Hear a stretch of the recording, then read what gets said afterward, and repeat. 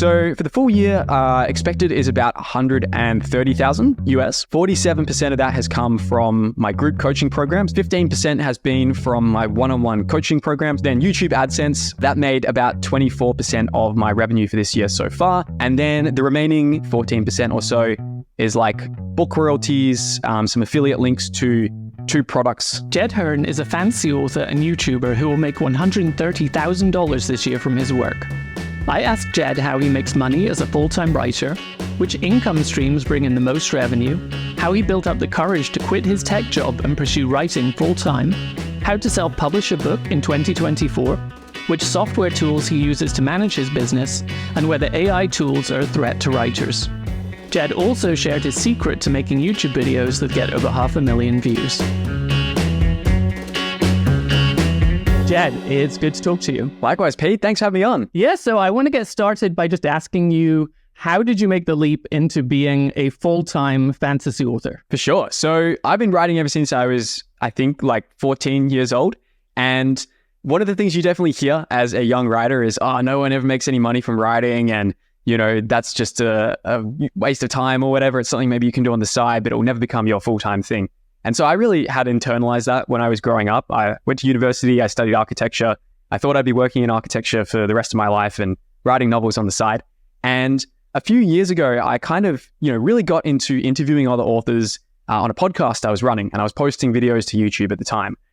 Eventually, I got to the point where I realized that I was just really interested in kind of putting out YouTube videos, sharing my thoughts on stuff I'd learned from my writing so far. At the point, I had published a couple of fantasy novels, and I had just so many things that I wanted to talk about when it came to the writing process. So I decided to take YouTube a little bit more seriously, and I began posting videos where, unlike a podcast where it was just me and my mates talking about writing, kind of rambling, sometimes interviewing authors that, I really, really admired as well, which was a super cool part of the job too. And it actually came to the point where I started posting a few solo videos where it was just me talking in more detail about writing lessons I'd learned from the stories I'd written so far, and from learning from other authors and writing advice books out there. And it all really changed for me when I posted one video about how to write a great opening hook to your story. So how to write a great first chapter that really pulls readers in and makes them super excited to read the rest of your story. To make that video, I put out a little community post on YouTube just asking for members in my audience, which was really small at the time. It was probably maybe like 2,000 subscribers, maybe not even that. And I basically put out a community post saying, hey guys, I'm making a video where I'm going to be critiquing someone's opening chapter, and I would love if you guys could send in your opening chapters. I'll pick one of them to critique live on the video.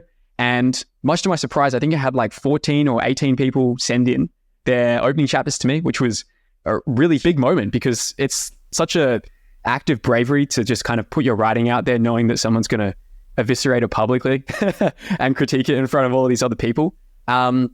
And the video itself didn't actually do that amazing. I think if you go back on the channel, it's probably one of the lowest viewed videos I got. But there were just so many cool first chapters that came through. I started thinking, maybe people would want to actually, have me edit some of their work and have me maybe get on some video calls with them and coach them through the process of improving their writing. So there were 4 writers in particular out of the, I think it was like 14 or 18 who sent their things into me, who I thought were really strong and had showed a good level of dedication and kind of a base level of skill with their writing. So I reached out to them and I was like, hey, would you guys be interested in having me edit some of your work and also, getting on a few coaching calls? And a mentor of mine at the time who was pretty pivotal in terms of my business growth, and I'm sure we'll probably talk about him more later on, he encouraged me to say, I'd charge them, $400 for a pack of 4 calls. And at the time I was like, wow, that's like crazy money. I was working at this tech startup at the time. I kind of moved away from architecture and I was working in this financial technology startup as a business writer, or more like a financial writer over there, I suppose. And 2 of those 4 writers who I kind of sent the offer out to, they accepted it. I still remember their names, Jeff and Michael. Both of them have been big supporters of the channel ever since back then. And basically, I just got on a couple of calls with Jeff and Michael and I walked them through the process of improving their opening chapters. And I loved it so much. I realized hey, there could actually be kind of a thing here where I love talking about stories. I love helping people workshop and improve their fantasy novels. Maybe I should develop some kind of story coaching program where I could actually help people in more detail than I could on the YouTube videos. And that thing just kind of kept snowballing over the next few months until probably around, it might have been a year later. Actually, it wouldn't have even been that. It would have been maybe 9 months after that. I reached a point where I was looking at the money that was coming in from my YouTube channel, from my writing, from the story coaching program, from a few other bits and pieces as well. And I was comparing it to my day job working at this tech company. And at the time, I was just working there 3 days a week, which I had done intentionally so that I'd have time to work on my writing and my creative business. And I kind of reached a point around the middle of 2023 where I realized I could really give this a solid crack of trying to go full-time on this business. And then I reached 1 month where the business made, I think it was 4 or 5 times what my day job made in that month.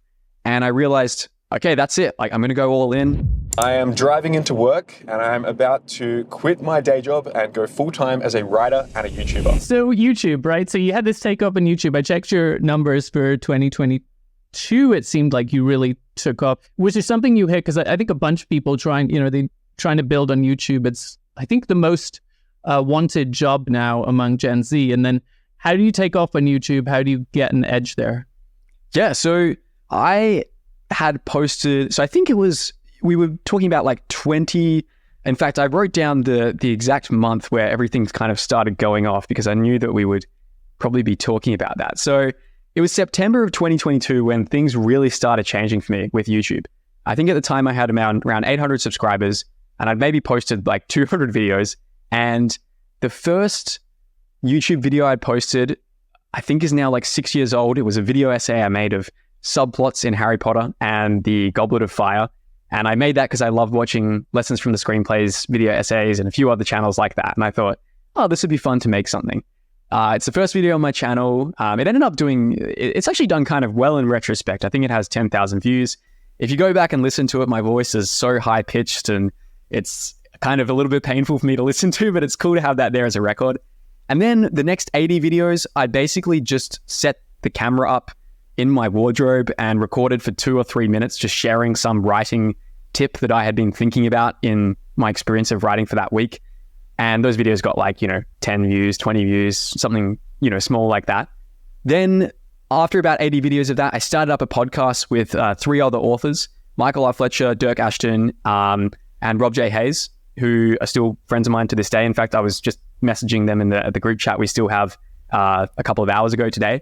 And this podcast was called Wizards, Warriors, and Words. It was mostly just like posting the raw recordings from Zoom and then later from Riverside on YouTube. I wasn't really thinking about like making a YouTube video. It was just an afterthought. But after doing 120 episodes of that, we ended up building up to around 800 subscribers on the channel, which gave kind of a rough baseline. Now, at this time, there was this creator I was really, really into called Captain Sinbad. I don't know if you're familiar with him at all, but he kind of posts like self-development videos, posts a lot of like running videos these days and that sort of thing. And he had just announced that he was launching this YouTube coaching program where he would basically share everything he'd learned from going from 0 to 500,000 subscribers. And I thought, oh, I really like this guy's stuff. I found him pretty motivational for my own life. Maybe I'll apply for this and, I probably won't get in, or maybe it'll be really expensive. We'll see how this goes. So I applied for the program. I got on a sales call with his business partner, Manoj, and Manoj basically, asked what my goals were around YouTube. And I was sort of like lowballing this stuff. I was like, oh, well, maybe it'd be cool if the podcast episodes we were putting out were maybe getting like 1,000 views, because at the time they were getting maybe a few hundred or whatever. And he really changed my life on that conversation, because he basically told me the amount of potential that I was kind of leaving on the table there. And it's really funny thinking back to that conversation now, because he was like, yeah, man, I think like you've got such a good base of stuff built up here. You clearly know your stuff, but there's just like a few things that you're not hitting here that are really holding you back from growing on this channel. And so he convinced me to get into the program. And I think that he was probably like the model of what a good salesperson is, because at the time the program was so expensive and I was like so on the fence about whether I could afford it or not. And now I look back on it and I'm like, dude, I would have paid like 3 times as much as I ended up paying for that program, because it was life-changing. I think it cost me like about $4,000 or something like that. And at the time, that was pretty much a month of my salary at my day job. So I was like, oh man, I'm really not sure about this, but I'm going to make the big commitment, and who knows, we'll see how this works out. And, either I'll grow a lot from this or I won't, and I'll have, a bit of fun in the whole experience. And in Captain Sinbad's coaching program, the very first video I put out was called, I wrote like Neil Gaiman for 7 days, and Captain Sinbad and his team sort of helped me ideate that video, edit it, and that sort of thing. And that video now has 250,000 views on my channel. And it totally changed everything because it just showed me a completely new way of making videos. It really reoriented my understanding of what it takes on YouTube to grow. And then from there, the channel just kind of kept growing and kept exploding from there. I took another really good coaching program from a guy called Paddy Galloway, who's worked with people like Mr. Beast and Noah Kagan and even Red Bull. He does a lot of the ideas for their videos as well, which is pretty sick. And that was incredible too. And yeah, basically, you know, as a result of that, the channel is now at 90,000 subscribers. It's something that has led to me, you know, consistently making 5 figures a month, and it's changed my life. That's the first person I've heard that said they took a course for it, because typically people say, oh, you know, I just kept trying stuff and then randomly I like hit upon something after like years of trying. If there is one thing that works consistently, like what is it? Because I notice you do things like maybe I wrote like Neil Gaiman, or I tried Brandon Sanderson's writing course, or is it about talking about famous writers, or is it about challenges? Because I know you do a lot of those. Like, what's the one thing that really hits? Yeah, so if there's one thing that you could say to someone who's thinking about starting a YouTube video or a YouTube channel or trying to grow their channel, it's that you should be trying to find outlier video ideas on other channels that are similar to yours, thinking about how you can put your own spin on them, thinking about how you can make a better version of those videos, and using that as the basis for your ideas. So when people say that they have, because this is exactly what I did. Like I had put out like 200 videos on the channel and I had 800 subscribers. And there is definitely an element where it's like, you need to just be doing this for a long time. But also if you just make the same video 200 times in a row and you don't really change anything, or you don't really learn every time you make a new video, you don't actually have 200 videos worth of growth. You just have 200 times like the same instance. So revenue then. I think that's maybe the most exciting thing about your story, is that not only have you been able to do fantasy writing full time, but you've also been able to make a really good living out of it. And I think that gives people a lot of hope for, hey, maybe I could pursue my passion. So can you tell me about sort of your top level and then how that breaks down? Oh yeah, for sure. So for the full year, expected is about 130,000 US, which is around, I think, 200,000 Australian. This year to date, so from January through to the end of July from this year, 47% of that has come from my group coaching program. So I have a 7-week fantasy outlining bootcamp where I take a small group of writers through the process of outlining and planning their novels. So looking at their story structure, developing their characters, developing their premise, and mapping out their scenes and that sort of thing. I actually just finished running cohort 3 of this program about a week and a half ago, and it's a lot of fun. I basically have about 8 writers in each group, and it's a cool environment because everyone gives each other a lot of feedback. And I've actually caught up with some of the students from that program in person when I was over in Madrid earlier this year, and also over in London, which is a cool extra perk of the job as well. So that was about 47% of the revenue so far this year. 15% has been from my one-on-one coaching program. So that typically looks like me editing someone's fantasy novel, and then usually having a couple of Zoom calls as well, where we basically kind of dissect how we can tactically improve their story on those Zoom calls. So that's my story coaching program. Then YouTube AdSense, which are the annoying ads that play at the start and in the middle of YouTube videos. That made about 24% of my revenue for this year so far. YouTube AdSense is definitely an interesting thing. We can certainly unpack that if you want to double click on that later. And then the remaining, remaining 14% or so is like book royalties, some affiliate links to 2 products. I have like an editing software that I really love using called ProWritingAid. So I've gotten a discount code that is also an affiliate link to that. And there's a device called the Freewrite, which I don't have around with me, but it's this I have cool one. little... It's fantastic. Yeah. Oh, awesome. Yeah, dude, yeah. I freaking love the Freewrite. I've got the Remarkable. I've got the Freewrite. Nice. I eventually realized the way to write is just sit down on your laptop and turn off the Wi-Fi. Yeah. Everyone goes back to it. But I mean, I just love the romance. Like I was traveling recently, and like the romance of like going to a cafe on a beach and pulling out my Freewriter and just like we should explain what that is. Can you just explain what the Freewrite is? Yeah. I think I've got. People won't be able to see this if they are just listening to, I suppose. But it's basically it is internet connected, but it basically doesn't let you browse the web. But yes, it's like an e-ink typewriter, basically, and then it syncs to back up to the web. Exactly. So imagine like a Kindle screen in terms of what you're looking at, sort of, but it's like you've got a full-size keyboard, then you have like a little e-ink screen above it, and they've got a couple of different models. But yeah, I've probably written like 200,000 words on my Freewrite at this stage. So I really like it. Yeah, obviously I have an affiliate link, so maybe I'm biased or whatever, but I find it's really fun. It's a cool way to write.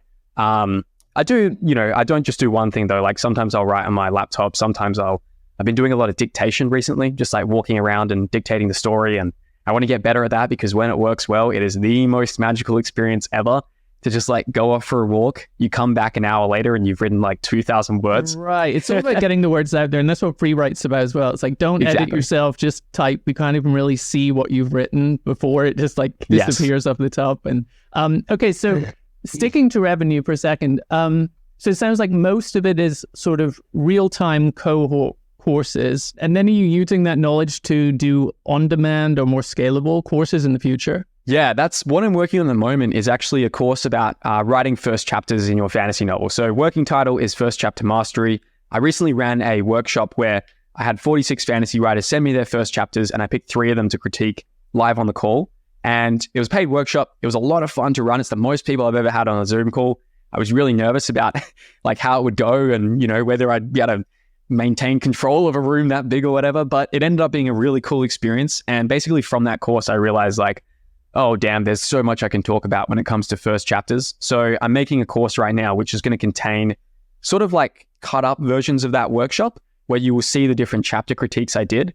And it's also going to contain like some more in-depth teaching around how to write a great first chapter. But the essence of that course is going to be, you'll learn how to write a great first chapter through seeing me edit of chapters, not just through having me talk about theory, but actually through seeing the theory applied in action. So that's one of the courses I'm going to be making that's a bit more on demand and self-paced. And then ideally over the next couple of months, I really want to put a course out on plotting your fantasy novel, which will take a lot of the things I talk about in the outlining bootcamp, because I've, you know, now taken, I think 21 or 22 writers through that program. So I've seen people, you know, go through this process that I've used to outline my own novels, and it seems to work pretty well for them. And then I also want to do a course on writing characters as well, because that is like just, you know, probably the most important part of writing a great story is having characters that people really connect with. And, you know, all these courses, they're going to be drawing from things that I tell clients over and over again. And like having now worked with, I think between my one-on-one programs,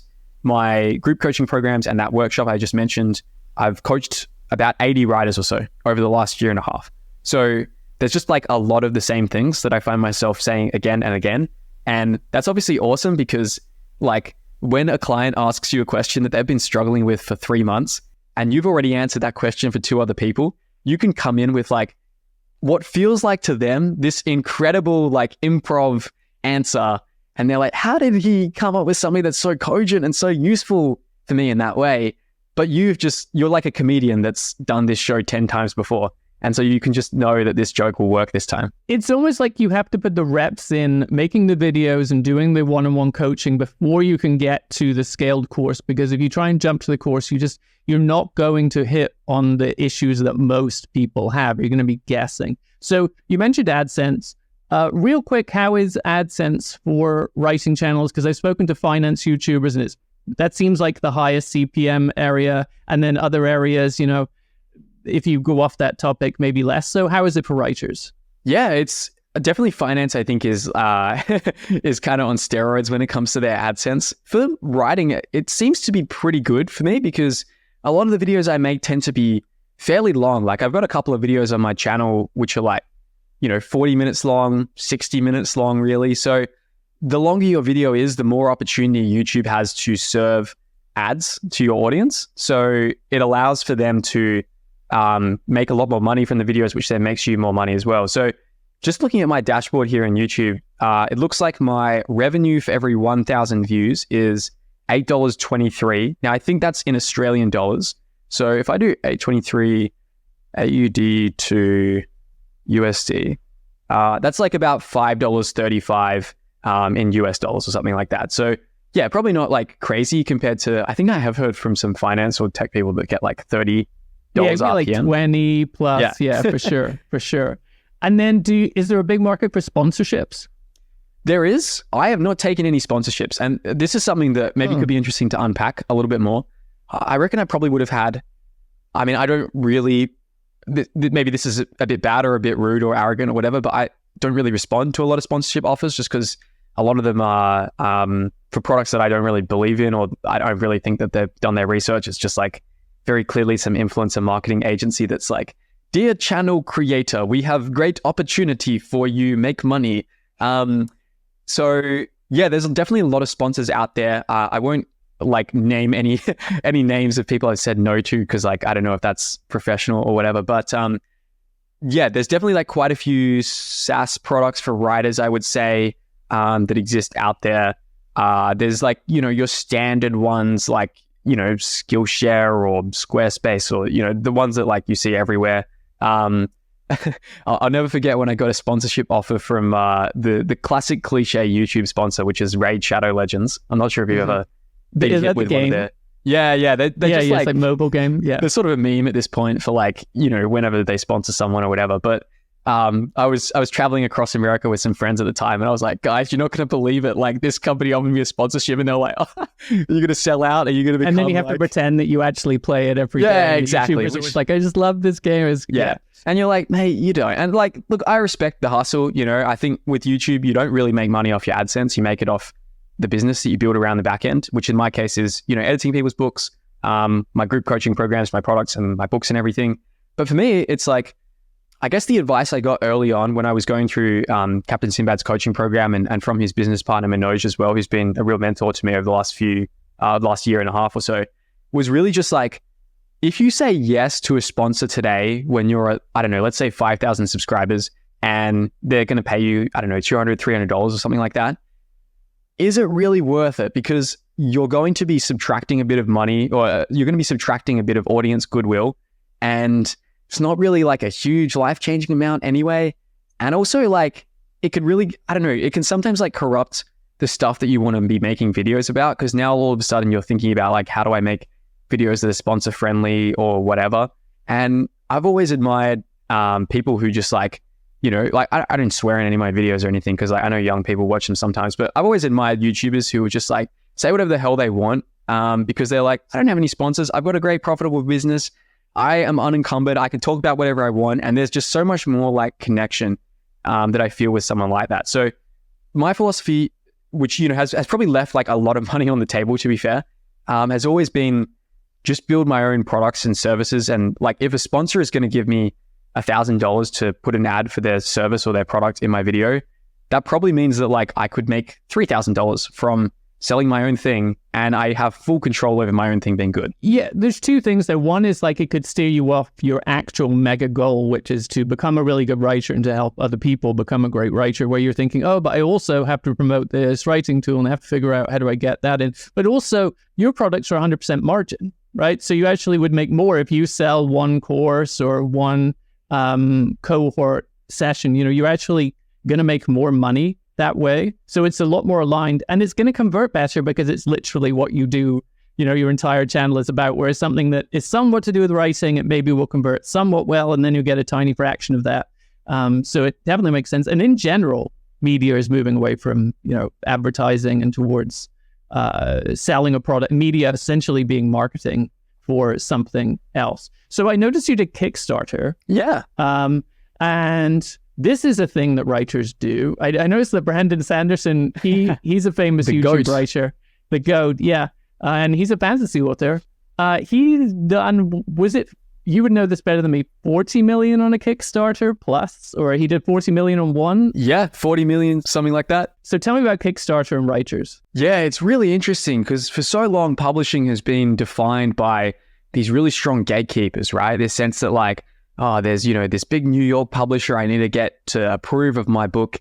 And if they pick me, then my book will be really successful. And like, I'm not knocking the traditional publishing route by any means. Like for my novels, I guess I've self-published 3 of them. I published one on Kickstarter, and I had a video game, which was like an interactive fiction novel that went through a traditional publisher. So it's not the exact same as going through like a novel publisher, but I have had experience with both sides of it. And there's definitely pros and cons to having like a publisher who's in your corner, who feels invested in promoting your work, who's going to give you an editor, who can, teach you a lot of the principles about marketing your book. But we live in an age where more than ever, you're able as an artist to connect really directly with your audience.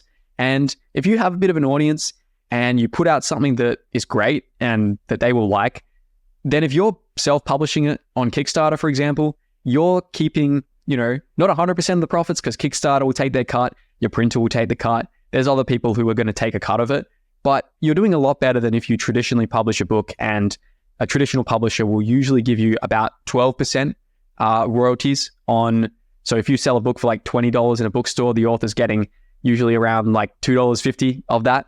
And that's because, obviously there's a lot of middlemen there. There's, the traditional publisher to pay, etc.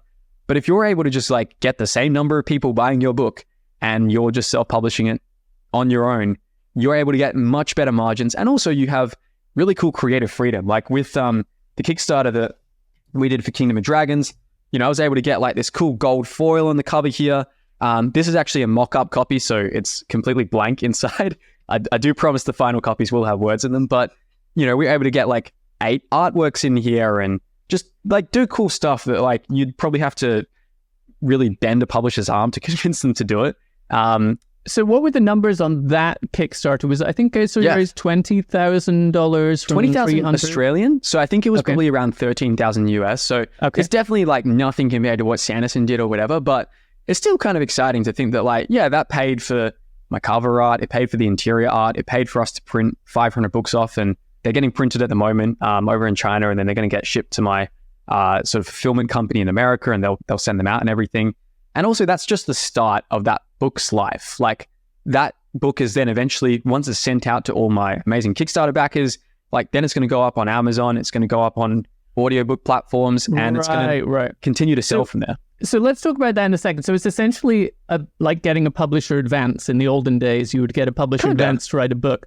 But the thing about a publisher advance is you have to pay it back, in a way. Yes. I mean, you don't pay it back, but let's say they give you $50,000 and they say, okay, the first $50,000 of book sales, that's all ours. So unless you make a New York Times bestseller, this is it almost. And then can I just explain that a little bit more for people who might not be aware of how that works? Is that okay? Yeah. So let's talk about the whole publishing stack now, because I'd love to understand it. How do you these days, if you don't want to do it to a traditional publisher, how do you get a book published?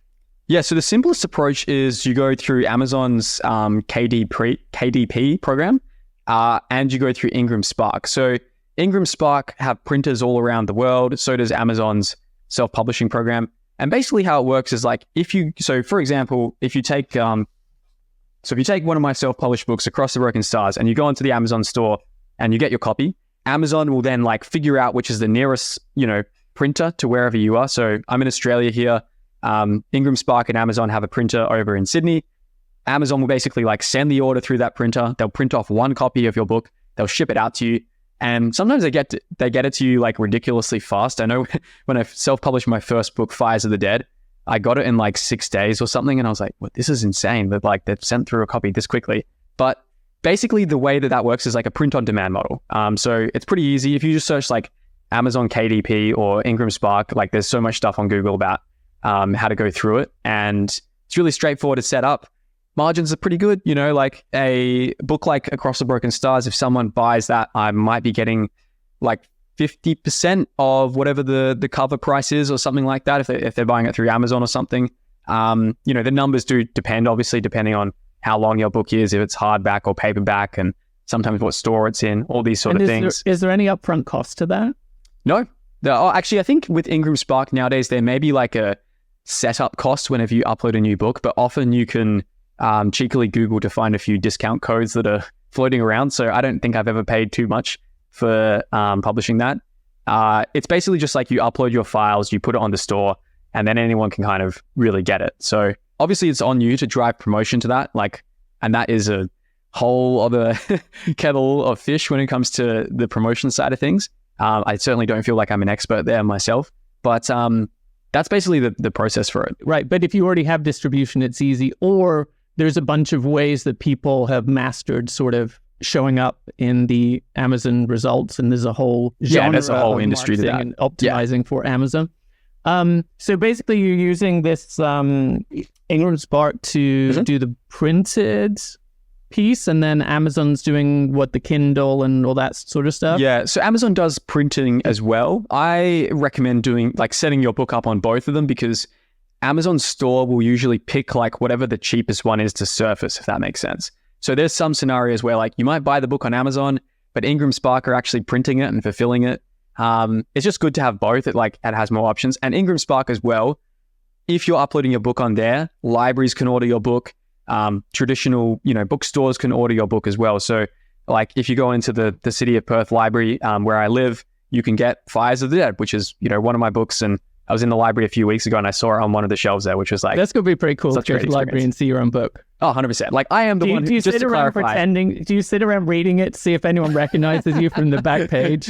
Unfortunately not. I'm still waiting for the day when that happens. I have had a couple of people recognize me from the YouTube channel, which is a weird experience. But no, I do want to clarify as well with the City of Perth Library. Like I am the one who ordered the book in there back in 2019. But the fact that you just bought it and put one in there and hope. No, I went through their system. I was like, hey guys, like I'm a local author. I've just published a book. Do you want to put this in? And they're like, yeah, let's do it.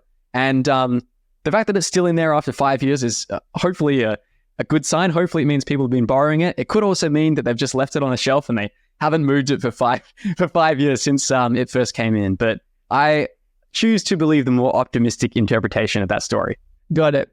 So beyond Kickstarter and courses and education, what other new revenue streams are available to writers? I see Daniel Greene, who's pretty big in fantasy. He writes his own books. He does fantasy news. And then he also has a Patreon.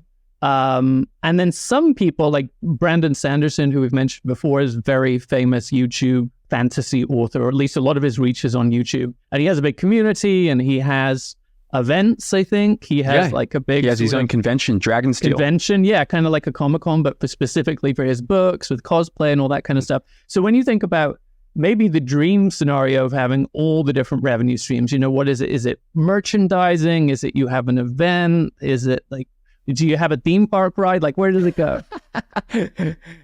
It's interesting you say theme park ride, because my book, The Thunder Heist, actually sort of was inspired largely. I'll just get up the cover over here. This one over here, The Thunder Heist.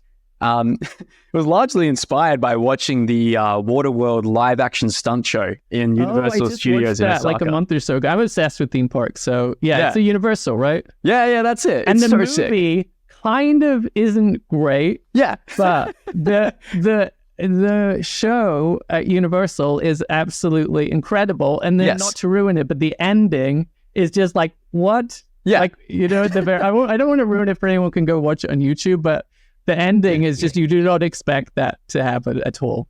I actually have not seen the Waterworld movie, but I saw that theme park show and I was just entranced. It was the most kinetic, exciting, like bonkers experience ever. And the plot of Waterworld is basically that we're in a post-apocalyptic world. Well, I think the sea level has risen so much that we're all living on boats, but someone's found that there's land somewhere and they're all fighting over who's going to get to go to this land and live on land again, which is a good plot. Yeah, the water level has risen to like the top of Mount Everest, I think, from memory. So where's the land? Is it Everest? I don't know. I don't remember exactly. But... I've never seen the movie, so this is just all me making stuff out of my ass. This is you writing a book based on a movie you haven't seen. Yeah, literally. They probably made it better. If you'd seen the movie, you probably would have like absorbed too much and ended up copying it. Exactly. So like, because I know that you did I would call it a game. Or an interactive novel. So is that something that's growing? Because gaming is like the fastest growing medium of any medium, even more so than movies. And you're actually seeing it go in reverse, right? Like I just saw Super Mario Brothers finally.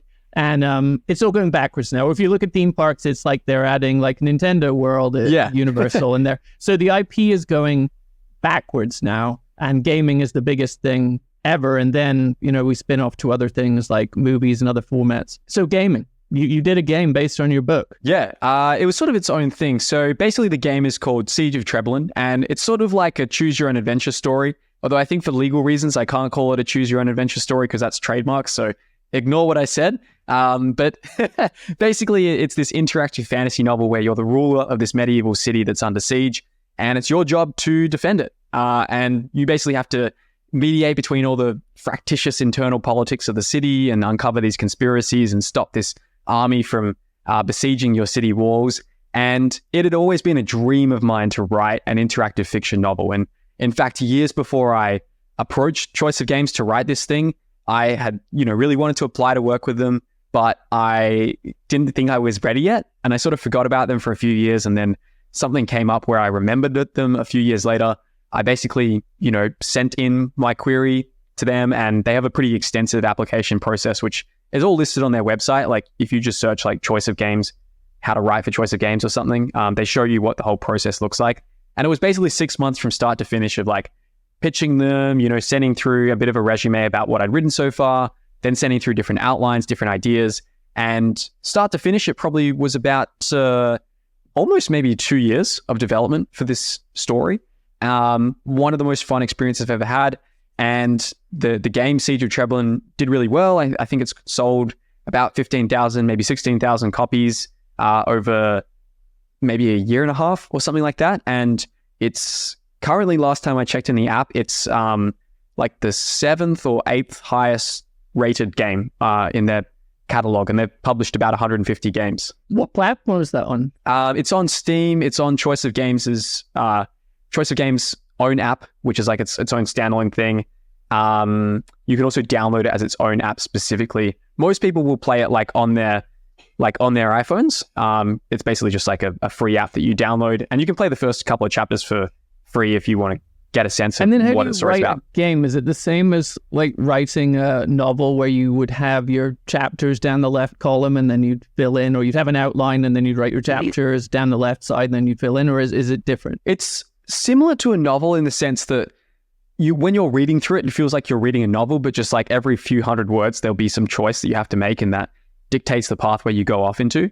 Choice of Games developed their own coding language for this called ChoiceScript, which is really simple to learn. Like you could, there's only 20 commands in it or something. You could probably pick it up in a couple of hours. And basically you write in that code. So you'll just be like writing a scene normally. And then when there's decisions, you'll be using code to define those decisions. You've got to link it to another scene because it might not be in order. It might jump around. That's right. Got it. Yeah. Got it. Okay. That's cool. I guess that brings me to like software. What do you use in your day-to-day for your YouTube or for your cohort courses or for publishing? Like what's your essential software stack? Yeah. So I don't know if this is a real answer, but like definitely my physical notebooks. I'm a big fan. You can kind of see on my screen, maybe not really, but I've got like probably about 30 notebooks up here. So I feel like a lot of stuff starts there. You got to get remarkable. It's too many. I did that. I had like 10 and then I didn't know where anything was. So then I got digital one. And it's basically like your Freewrite, but I mean, obviously these things are way too expensive for what they are, but like, it's like a Freewrite, but you can write, I've got one right here. You write with your show pen, me how you write use it it down actually. like what you're saying. It's awesome because then you don't lose where you were in your notebook and like search and stuff. Maybe I should look into this. I do maybe love... get a sponsor. Maybe they can send you a free one. Maybe sell out finally, Jed. I mean, Freewrite sent me their device for free to, review it basically. So I could probably do the same with Remarkable. Both are fantastic. And you know what's great about them is they just don't let you browse the internet. So you take that, you go sit by a nice view and you just go work on that. It's great. Yeah. You don't need to take your phone. All right. Well, you've sold me, Pete. Where's your Remarkable affiliate link I can sign up with? No, in terms of my actual answer to your question, used to use Scrivener a bit to write some of my earlier books. These days, I just write it mostly on my Freewrite and then in Microsoft Word. I use Notion pretty extensively, I'd say daily, to organize my outlines for my story, to kind of keep all my character details in there. I have like a big sort of story Bible thing I've built in Notion over the last couple of years. And now that I'm writing a series at the moment, that thing has saved my ass so many times because especially now that I'm currently writing the sequel to Kingdom of Dragons. I'm about 40,000 words into it. And there's just so many times where you're like, what was the name of that character again? Or what was their eye color? And in the past, I would have just placeholdered it and fixed it in post, I suppose. But having Notion there as like this this big story Bible I built for myself and being able to like search characters in it. Oh, cool. That's the detail I wanted here. Really, really useful. Right. So you've hacked that yourself in Notion. Got it. Yeah, definitely. And like, there's lots of other people that have built, their own Notion story Bible things. Yeah, there's a few I played, right? There's Plottr, which is story structured. There's one called Campfire, which is probably the biggest one in the fantasy space, which essentially lets you put out all your characters and then all your arcs and then all your plot points. And then Scrivener, just to clarify for people, is essentially a kind of like Microsoft Word, but for writers. So it kind of lets you organize your chapters and your characters and all that kind of stuff down the left side. And it is a paid app, I believe, at least for Mac. And then there isn't a mobile version, is there? I don't think so. I'm not sure. I haven't used it in years. I built a lot of what Scrivener does just in Notion for myself, and Notion's free. So it also allows you to just customize things really easily, which is pretty handy as well. So yeah, Word to write stuff in, Notion to kind of like as my second brain, I suppose. I've got all my YouTube stuff in there as well, and I've built like a sort of system in there for developing my videos where they go through like an ideation process, a bit of a filtering process, and then I kind of like move them through different stages of production. I use Vellum to format my books. I used to use a free editor on Reedsy, which was really good, but for Kingdom of Dragons, because it was a little bit more complex in terms of formatting, I use Vellum for that. What's Vellum? Vellum is basically a book formatting program. So you paste in your Microsoft Word manuscript and it spits it out in a way that lets you then make an ebook or make a printed book. It is bloody expensive. Again, for what it is, it's like, I think I paid like $300 for like a lifetime plan to this thing or whatever, but it'll be with me for the duration of my author career. And Reedsy, you were saying, it's kind of like Reedsy's a marketplace where you can find editors for your book, I guess, and upload your manuscript. But they, as part of their marketing, offer a free tool where you can kind of paste your manuscript and it'll format it as well. And then you can push it off to, hey, do you want to hire an editor for this? Yeah, exactly. So I used that for the first 3 books. So for The Thunder Heist, Across the Broken Stars, and Fires of the Dead. And it was, perfectly fine for that. There was a few things I had to tweak around just in a PDF editor later. Trying to think what else editing or software wise. I use frame.io for my YouTube videos, which I send through to my editor. Frame is basically this program where you can really easily leave feedback on videos. So it's great if you are working with an editor and they're sending videos through to you and you have notes of stuff that you want to change, because you can just like, basically type on it and say like, oh, at this mark, I want you to change this thing or whatever. Then in terms of other writing stuff, I use ProWritingAid a lot. I'm not sure if you're familiar with this. No, it's basically, oh, great. It's really cool. So it's basically like a editing program that feeds into Word, and it has like 20 or 30 different editing passes that it can do on your story. So you can check for like at a really basic editing pass it has is what's called like a sensory details pass. So it will go through your manuscript and it will tell you 53% of your descriptions use sight, 20% of your descriptions use sound, 5% of your descriptions use touch, only 1% of your descriptions use taste. So you can use this to get a good understanding of what your writing is like. It also lets you fix passive voice. So, writing in a more active voice in your story, lets you fix things like sticky sentences. I don't know if you've heard this concept of sticky sentences before. No. Okay, so sticky sentences have a lot of what's called glue words in them. So glue words are things that don't actually add meaning to a sentence, but they just like string things together. Right. So for example, like of, the, it, and a, these are words that like don't actually have any inherent meaning. We just use them to join stuff together. And when your sentences have a lot of sticky words in them or a lot of glue words in them, it can feel tough to get through it as a reader. And this is something that's a lot easier to explain if you like actually write it out and you can see the difference between it. So those are just like a few of the different editing passes between it. I am an affiliate for ProWritingAid as well. So again, take what I'm saying with a grain of salt, but I really like their program. I've been using it since 2017 and I'm on like a lifetime license for that. So I really enjoy using that to edit. It's one of those things where it actually becomes less useful the more you use it. And that's a good thing. Because you get good at it. Exactly. Yeah. You start making mistakes. Avoiding the pitfalls of the kind of the repetitiveness in your writing. Which brings me to, it sounds a little bit, Jed, like AI in that instance, a tiny bit, right? Let's unpack that. So AI and writing, it's a big topic. Do you use AI tools in your writing? And then how do you think it will change the writing industry in the future? Yeah, man, this is like a huge thing. It's interesting because like I've had a few conversations with other authors about this, and it's very fascinating just seeing the responses that people have to this. Because there's some people who are like, there was sort of I don't know if you would call it controversy, but there was a author, Michelangelo, about a year ago who put out this, I guess it quickly became infamous, this post within a Facebook group he had set up where he was saying how I'm going to use AI to write like 10,000 books in a year and this is incredible. And then everyone came in and being like, this is bad, blah, blah, blah, blah. And he kind of came back with this weird response where he was like, I'm doing this for like the struggling mum out there who wants to write other books who wants to be able to write like 4 books a month so she can make money for her family or something. And I don't know the guy, I don't know his motivations or whatever, but like, it seemed to me like the motivation was more, I think this will make me more money, or I think this will be an interesting creative challenge, or whatever it is. So you have some people on that end who are like, I don't know, fully embracing it. Probably there's lots of people right now who like have just pumped out like hundreds of AI books on Amazon, and I'd be none the wiser, I suppose. And then there's people on the other end of the spectrum who are like, no, I will like, craft every word by hand, and I will, write my manuscript on the scroll of a paperbark tree and send it off by carrier pigeon to my publisher.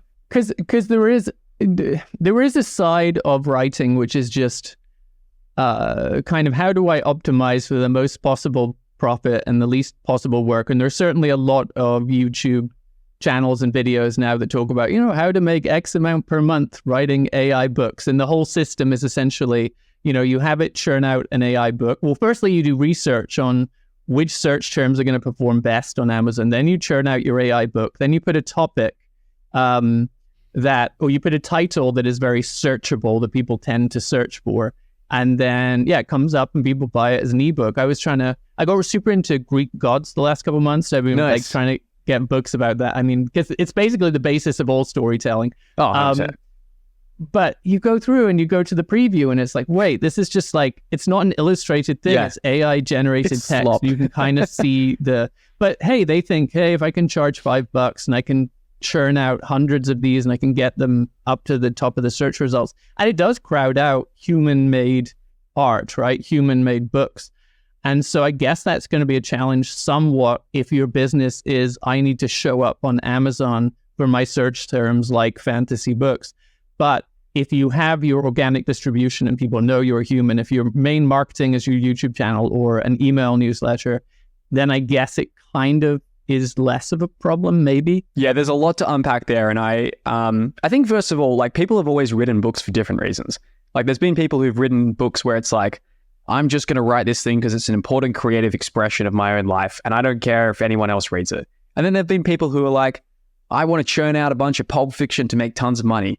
And the funny thing is that some of those writers who have churned out pulp fiction go on to become literary classics, like Philip K. Dick, the guy who wrote Do Androids Dream of Electric Sheep and The Minority Report.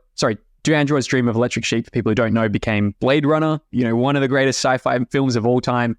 He wrote the basis for Total Recall, which was called We Can Remember It For You Wholesale. It was actually a short story. He wrote The Minority Report. So, 3 of the great sci-fi movies from the last couple of years.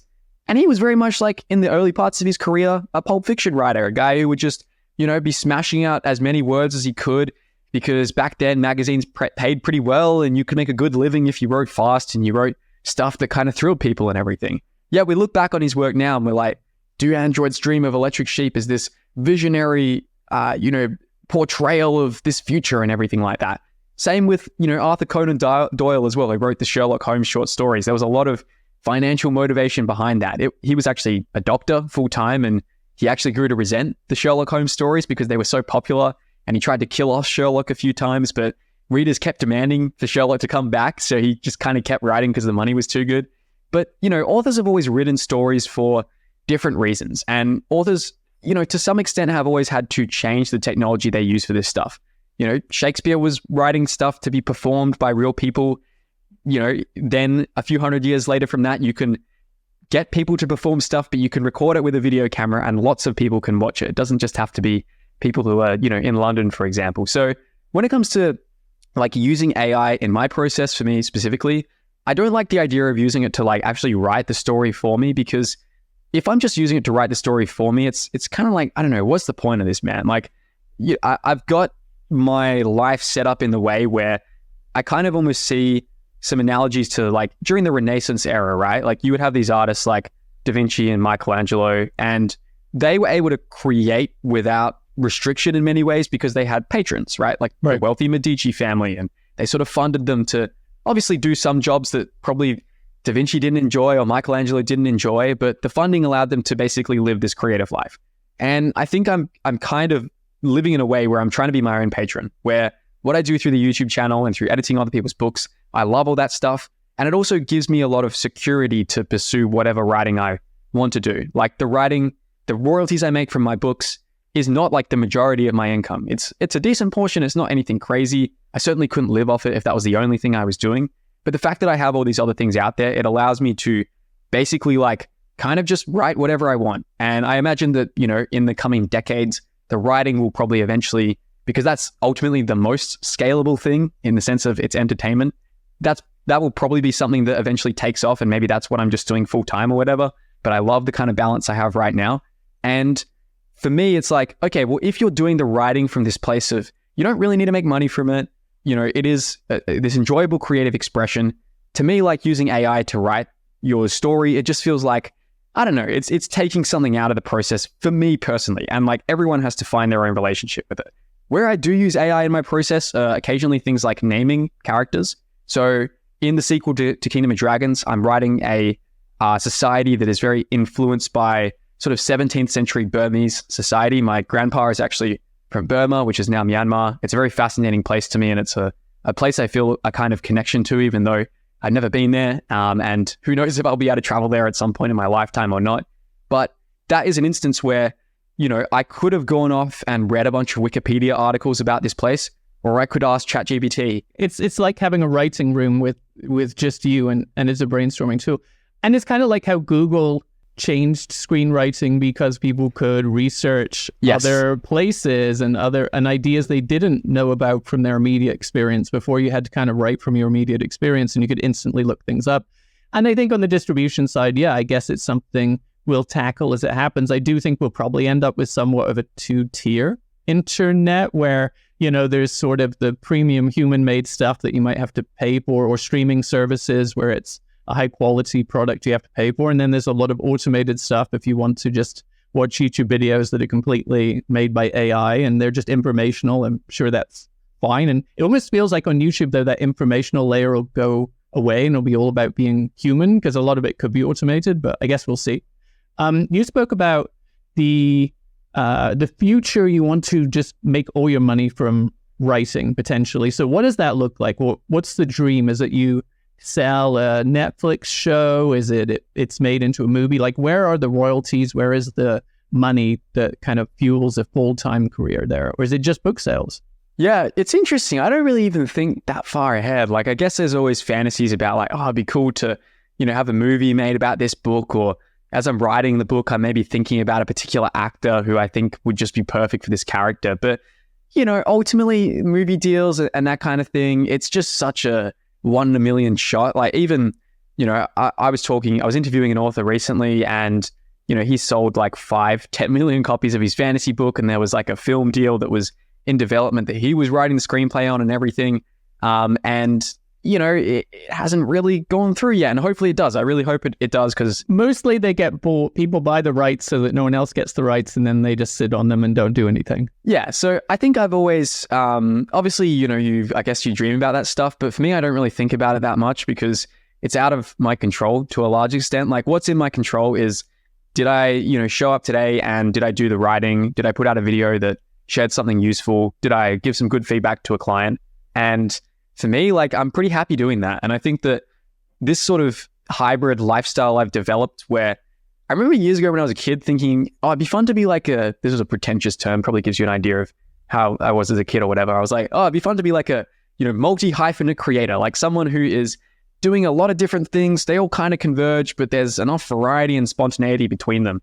And I feel like I have really lucked into that, where it's like in an average week, I might be, you know, I've got a bunch of like stuff shot out of shot over here where it's like, I might be taking some photos for a YouTube thumbnail where my friend and I go down to a park and I have a prop sword out and I'm like striking all these poses and I'm going to, you know, try to recreate a scene from Lord of the Rings so that I can use that on a thumbnail for a video that is then about, you know, writing, you know, hooks for your story or something. And then in that video itself, I'm going to have to use the skills of script writing and drawing from the coaching calls I've done and video editing and all these sorts of things. And then that video might promote a coaching program I have where I'm going to have writers come in and I'm going to edit their work and I'm going to learn from that as well. And I'm going to apply those lessons to my own writing. And I like the idea of actually living a life where there's a lot of different things that I get to experiment with, kind of that whole Renaissance man, you know, ideology. Right. It's the same thing, multi-hyphenate or Renaissance man. Yeah. But as you say, you don't need a rich patron. You can be your own patron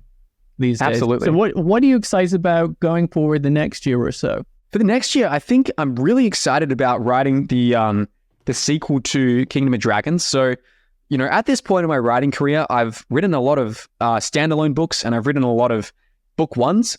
I've never finished a book two to anything. So I do technically have, I think it's about like 25,000 words of the sequel to the Thunder Heist that is on my hard drive. And I will probably finish that after I write the sequel to Kingdom of Dragons. But I'm just really excited to try to get the second draft of this thing done. I feel really attached to these characters and it's a really fascinating experience to write a story where you've already set up so much stuff. It's good because you have this understanding of your characters and you just know how they're going to behave. Also with fantasy, you have to spend so much time building the world that you can't get to the action. It's like, oh, I've got to explain how the magic system works and how this world looks and how they're not human characters. And then you end up with tons of exposition, I guess is called, in the first few chapters where I just want to get to the story, but I have to explain and then you have to find ways to do your exposition that aren't just you explaining stuff. You need characters to end up in scenarios. So there's a lot of, and I'm sure when you get to a sequel, it's just like straight into it. Like I just watched Toy Story 3 again, and it's just like straight, you don't need to know, hey, toys can speak and they're magic. No, it's just like instantly, here's the action, and it gets you straight to it. Well, congrats on that, Jed. I'm really excited to see the sequels of those come back, and congrats on getting to a point where you're now writing sequels to your book, and you're also spending all your time doing something you enjoy and making it sustainable, which I think is kind of the dream for everyone. So thank you so much, and congrats again. Thanks, Pete. It's been a pleasure to come through and talk through this stuff. I haven't discussed a lot of this stuff publicly, so it's really good to kind of chat it through, and hopefully it was useful to anyone who's listening.